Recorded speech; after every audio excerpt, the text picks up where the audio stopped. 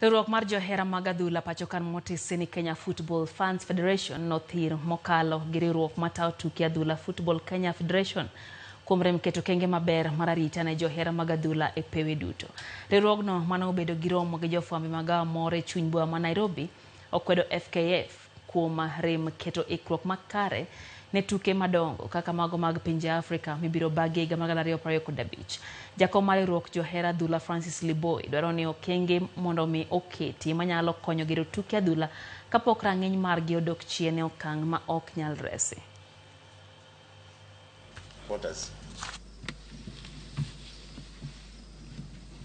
Why do you have to take a high-risk match to a stadium like Police Circle, where there is an inadequate security? You see, there is no arrangement, there is no seating arrangement. In fact, it was just lucky that we didn't witness a stampede.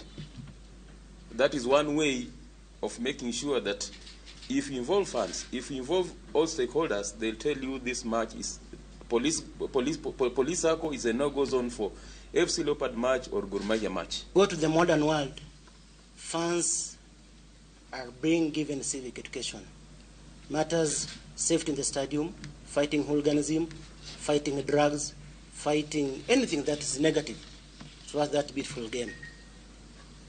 These guys have killed by making sure that they don't involve Kenya Football Fans Federation.